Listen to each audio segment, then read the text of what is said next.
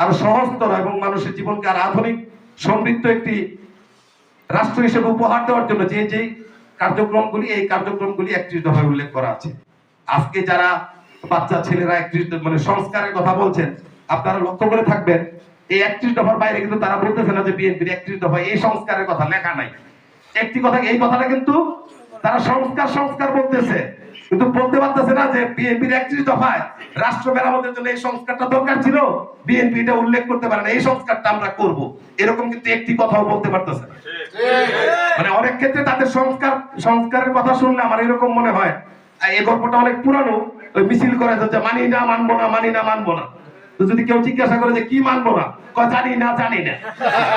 কারণ তাদের অবস্থাটা হচ্ছে এরকম যে সংস্কার সংস্কার, কি সংস্কার করতে হবে, কোন সংস্কার করতে কতদিন সময় লাগবে এটা মনে হয় তারা নিজেরাও জানে না।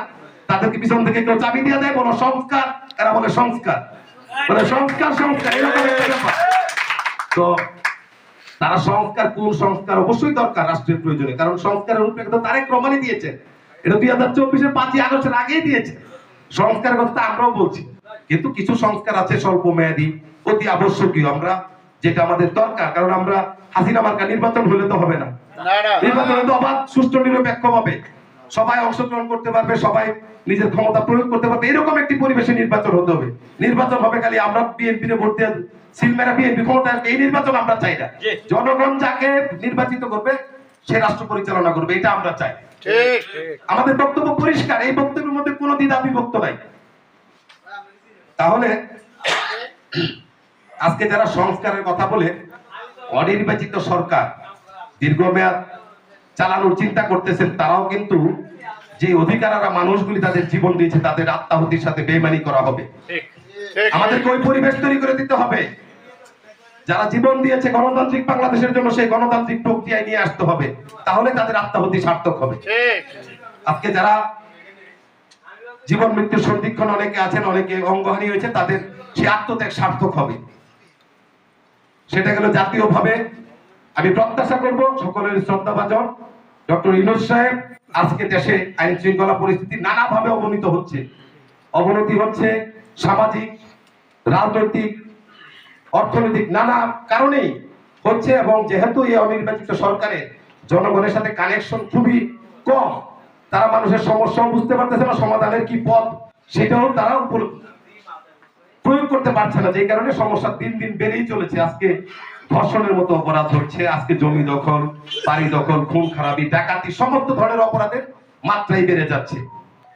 আমরা তো এই কথা বলতে দিতে চাই না যে আগের সময় ভালো ছিল, এটা বলাটা তো আমাদের জন্য আরো দুঃখজনক। আমরা এই বাংলাদেশকে এগিয়ে নিয়ে যেতে চাই, আমরা পিছনের দিকে নিয়ে যেতে চাই না। এই জন্য সর্বজন শ্রদ্ধেয় আন্তর্জাতিক ব্যক্তিত্ব ডক্টর ইউনূস সাহেব, আমাদের এই ছোট্ট পরিসর থেকে ওনার কাছে আমরা দাবি জানাবো অতি দ্রুত জনগণের ক্ষমতা জনগণের কাছে ফিরিয়ে দেওয়ার ব্যবস্থা করুন। আপনারা যে ঘোষণা দিয়েছেন ন্যূনতম সংস্কারের জন্য এই বছরের ডিসেম্বরের মধ্যেই নির্বাচনের জন্য, এটাকে নিয়ে আর টাল বাহানা না করে এর মধ্যে নির্বাচনের সমস্ত আয়োজন সম্পন্ন করুন।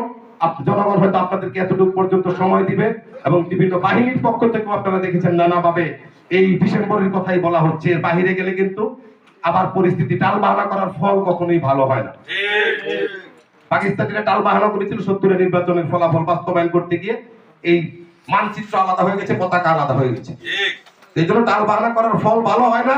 যা বলবেন পরিষ্কার বলেন, সংস্কার কোনটা করবেন, কতদিন লাগবে, কবে নির্বাচন, এই রূপরেখা দিয়ে দেন। হয়তো মানুষের অনিশ্চিত অবস্থায় দেশের মধ্যে আরো বড় ধরনের সংকট তৈরি হতে পারে।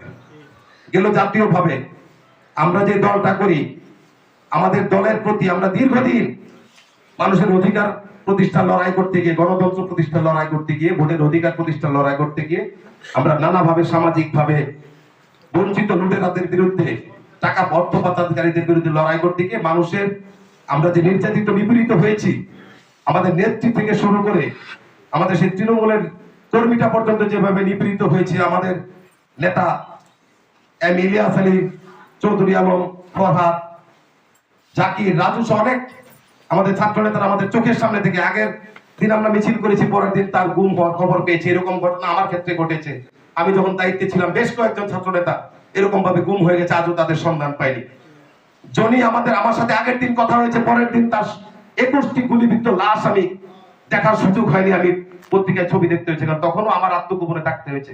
অথচ সেই বিকেল বেলা আমার সাথে কথা হয়েছে, রাতে তাকে ধরে নিয়ে এভাবে গুলি করা হয়েছে। আমাদের অনেক আত্মত্যাগের কারণে জনগণের আমাদের প্রতি যে সহানুভূতি, আমাদের প্রতি যে আস্থা, যে আমরা মানুষের অধিকার আদায়ের লড়াই করি, গণতন্ত্রের জন্য লড়াই করি, আগামী দিনে একটি সমৃদ্ধ, শান্তির, সম্প্রীতির, মানবতার, সমতার একটি ন্যায় বিচারের বাংলাদেশ প্রতিষ্ঠা করার জন্য আমরা মানুষের যে আস্থা অর্জন করেছি, আজকে নিজেদের ব্যক্তিগত স্বার্থ সিদ্ধির জন্য কেউ যদি জনগণের যে আস্থা ভালোবাসার সম্পর্ক বিএনপির সাথে রয়েছে, বারবার প্রমাণিত, সেই সম্পর্ক যদি কেউ নষ্ট করতে চায়, যারা নষ্ট করে, আপনারা প্রবাসী যারা ভাইয়েরা আছেন, এখন উন্মুক্ত তথ্য প্রবাহের যুগ, আপনারাও জানেন, যাদের এলাকার খোঁজখবর রাখেন, যারা এরকম আছে তাদেরকে আপনারা বর্জন করবেন, এবং এলাকায়ও আপনারা সেভাবে বলবেন বর্জন করতে। আমাদের শহীদরা রক্ত দিয়ে যায় নাই আমরা গিয়ে গার্মেন্টসের দুধ ব্যবসার ভাগাভাগি করব। আমরা এলাকায় এলাকায় আওয়ামী লীগের বিপরীতে, আওয়ামী লীগের জমির দালালদের বিপরীতে বিএনপির নাম ভাঙায় কেউ জমির দালালি করবে, এরকম কাজ করার জন্য নিশ্চয়ই আমাদের শহীদরা জীবন দিয়ে যায়নি, আমাদের সহকর্মীরা তাদের জীবন এই এতদিনের ত্যাগ তিতিক্ষা এগুলি করে যায়নি। তাই গুটি কয়েক লোক যারা নিজেদের স্বার্থ সিদ্ধির জন্য শুধু রাজনীতি করে, তাদেরকে আপনারা বর্জন করবেন, তাদেরকে বর্জন করবেন। কারণ এখানে ধর্মীয় ভাবে যদি বলি, আমরা এই সৌদি আরবের মাটিতে আছি, মদিনার সনদ, এখানে একটি কথা উল্লেখ আছে, কোন একটি গোত্রের কেউ যদি অপরাধ করে তাহলে গোত্রকে অপরাধী বলা যাবে না, ওই ব্যক্তি বা গোষ্ঠী, ওই ব্যক্তি বা এক বা একাধিক ব্যক্তি যারা অপরাধ করে তারা অপরাধী হবে। আমরা সমগ্র এই নির্যাতিত নিপীড়িত বিএনপি পরিবারের সদস্য তাদের দায়ভার নিব না। আমরা সবাই মিলে তাদেরকে বর্জন করে আমরা বিএনপি নেতা কর্মীরা যেই লক্ষ্য নিয়ে জনগণকে সাথে নিয়ে বাংলাদেশটা গড়ে তোলার জন্য, আমাদের শহীদ রাষ্ট্রপতি জিয়াউর রহমান, আমাদের নেত্রী দেশনেত্রী বেগম খালেদা জিয়া, আমাদের নেতা জনাব তারেক রহমানের নেতৃত্বে এই বাংলাদেশটা গড়ে তোলার জন্য আমরা কাজ করব। সেই অঙ্গীকার নিয়ে আমরা আগামী দিনে তারেক রহমান ঘোষিত 31 দফা জনগণের মধ্যে আরো প্রচার, এবং সেই 31 দফার প্রতি যেমনি ভাবে 19 দফার প্রতি জনগণের আস্থা ভালোবাসা তৈরি হয়েছিল, সেই 31 দফার প্রতি জনগণের আস্থা ভালোবাসা তৈরি করার মধ্য দিয়ে আগামী দিনে জনগণ যাতে বাংলাদেশ জাতীয়তাবাদী দলকে ভালোবেসে, আস্থা নিয়ে, ভরসা করে রাষ্ট্র পরিচালনার দায়িত্ব দেয়, এই জন্য জনগণের কাছে আমাদের যেতে হবে। যার যার এলাকায়, যেহেতু আমরা প্রবাসী, আমাদের একটি প্রভাব আছে, ছোট্ট আকারে হলো আমাদের ছোট ছোট যার যার এলাকায় কিন্তু একটি প্রভাব বিস্তার করার সুযোগ আছে, এটা আমি জানি। আপনারা বিভিন্ন সামাজিক কর্মকাণ্ডে তাদেরকে সহযোগিতা করেন, ব্যক্তিগতভাবে আপনাদের জায়গা থেকে সহযোগিতা করেন। এভাবেই যার যার এলাকায় আপনারা এই কার্যক্রমের মধ্য দিয়ে বাংলাদেশী জাতীয়তাবাদের পতাকাকে, বাংলাদেশী জাতীয়তাবাদের যে সমর্থক শ্রেণীকে আরো বৃদ্ধি করবে। এই দলের আগামী দিনে যে চ্যালেঞ্জ, সেই চ্যালেঞ্জ মোকাবেলায় আপনারাও কার্যকর ভূমিকা রাখবেন, সেই প্রত্যাশা করে আজকের মতো বিদায় নিচ্ছি।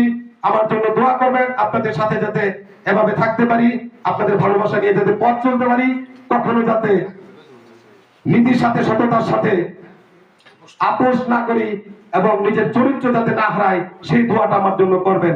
সকলকে ধন্যবাদ। আসসালামু আলাইকুম। শহীদ যে অমর হোক, দেশনেত্রী বেগম খালেদা জিয়া জিন্দাবাদ, আমাদের নেতা জনাব তারেক রহমান জিন্দাবাদ। আসসালামু আলাইকুম।